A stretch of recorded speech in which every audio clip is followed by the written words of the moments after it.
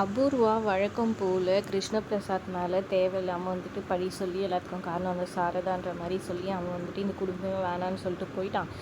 இதுக்கு மேலே அவன் எதுக்கு இருக்கணும்? அவன் வேணும்னே இப்போ கல்யாணம் வச்சுருக்கோம், அவன் தான் நடக்குன்னு சொல்லிட்டு பிளான் பண்ணி இப்படி பண்ணுறான். நம்ம தானே எல்லாத்தையும் எடுத்து செய்ய போகிறோம், அவன் இல்லாமலே நம்ம கல்யாணத்தை பண்ணுவோம் அப்படின்னு சொல்லிட்டு அபூர்வா சொல்கிறாங்க.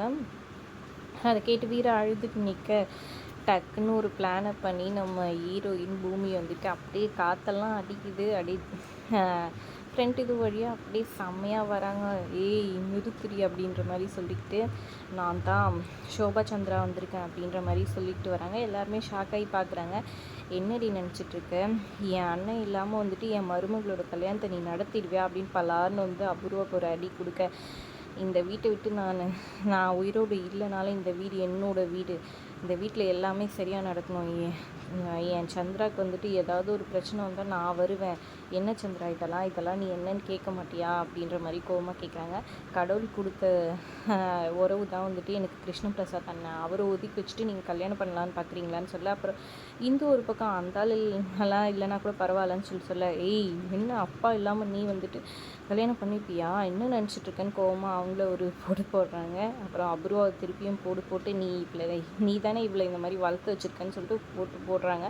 மீரா இதுதான் நீ வளர்ப்பா, இப்போ அவர் அப்படியே விட்டுட்டா ஏன் நாத்தனார் தானே தனி மரமாக நிற்பா. என்ன சந்திரா இதெல்லாம் பார், எல்லா சடங்கும் நடக்கணும் கரெக்டாக, எல்லா கல்யாணத்தையும் இந்து கூட அவங்க அப்பா கிருஷ்ணபிரசாத் அண்ணா இருக்க தான் செய்யணும். அப்படி மீறி பண்ணிங்க நான் திரும்பவும் வருவேன் அப்படின்ற மாதிரி சொல்லிட்டு மயங்கி விழுந்துடுறாங்க. அபூர்வா ஷாக்கில் இருக்கிறாங்க. எவ்வளோ அவங்க சொல்கிறாங்க, இது பூமி நடிக்கிறா, என்னை வேணும்னே பண்ணுறா, சாரதாக்கு சப்போர்ட் பண்ணுறா பாரு சொல்கிறாங்க. ஏன்னா சாரதா எந்த தப்பும் பண்ணாத அந்த சாரதாவை தண்டிக்கிறது எந்த வகையில் நியாயம்? அப்போ இந்த வீட்டுக்கு சண்டை போட்டானா பிள்ளைங்களையும் இவங்களையும் ஏமாற்றிட்டு இங்கே வந்துட்டாருன்னு சொல்லிட்டு, அப்போ யாருக்கு அவமானம்? ஞாபகம் வச்சுக்கோங்க அப்படி இப்படின்னு சொல்லி தரமாக செஞ்சு விட்டுட்டு அப்படியே மயக்கம் போட்டு விழுந்துடுறாங்க. அப்புறம் தண்ணி கொண்டு வர சொல்லி ஒன்றும் இல்லைன்னு சொல்லிட்டு எழுப்பி கொண்டு போய் ரூமில் உட்காரைக்கிறாங்க. எங்கள் ஷோபா சந்திரா அண்ணி உங்கள் உடம்புக்குள்ளே வந்துட்டா, எங்கள் அண்ணிக்காக நான் முத்தம் கொடுக்கணும், என் வாழ்க்கையை என் அண்ணி மீட்டு கொடுத்துட்டாங்க அப்படின்ற மாதிரி சந்தோஷமாக மீரா முத்தம் கொடுக்குறாங்க. எனக்கு சந்தோஷமாக இருக்குது.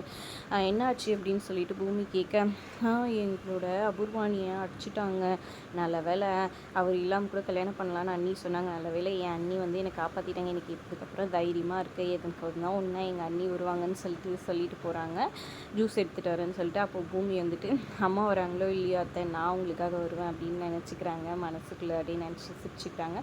இங்கே செரியோட பாட்டி நீ போயிட்டு அப்பா கூட்டிகிட்டு வாடா அப்படின்ற மாதிரி சொல்லி அனுப்பிச்சி விட்டுறாங்க.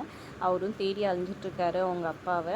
அப்படி தேடி அலைஞ்சிட்ருக்கும் போது அங்கங்கே அவங்க பெரியம்மா ஃபோன் பண்ணி நடந்த எல்லா விஷயத்தையும் சொல்கிறாங்க.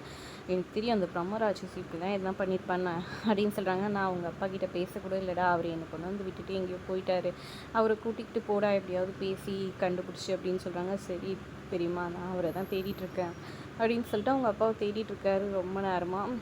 இங்கே நம்மளோட ஹீரோ ககன் காரில் வந்துட்டுருக்காரு. அப்போ கரெக்டாக அவங்க அப்பா குடிச்சிட்டு காருக்கு முன்னாடி விழுறாரு. இவர் யாரும் நினச்சி போய் தூக்க போக அவங்க அப்பான்னு தெரிஞ்சோன்னா அப்படியே கோவமாக நிற்கிறாரு.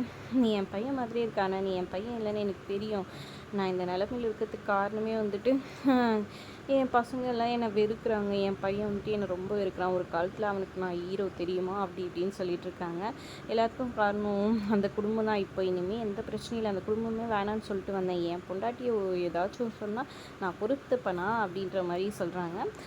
உடனே ககன் காரில் ஏற போனவர் டக்குன்னு என்னாச்சு, என்ன சொன்னாங்க, நடந்தது சொல்லு அப்படின்னு சொல்லி கேட்க, உடனே நீ என் பையன் இல்லை, அதனால் நான் எல்லா விஷயத்தையும் சொல்கிறேன் அப்படின்னு, நான் கோயிலுக்கு போனேன்னா இந்துவை கூட்டிகிட்டு போயிட்டு என் பொண்டாட்டிகிட்ட ஆசீர்வாதம் வாங்கிறதுக்காக என் பொண்டாட்டி கம்பல் பண்ணி கூட்டிகிட்டு போனேன்னா அப்படின்னு எல்லாத்தையும் சொல்லிகிட்டு இருக்காரு. கரெக்டாக அந்த இடத்துக்கு செரி வராரு. செரி எப்படியும் தடுத்து நிறுத்திடுவாருன்னு தான் தோணுது. பொறுத்திருந்து பார்க்கலாம். வீடியோ பிடிச்சிருந்தா லைக் பண்ணிக்கோங்க.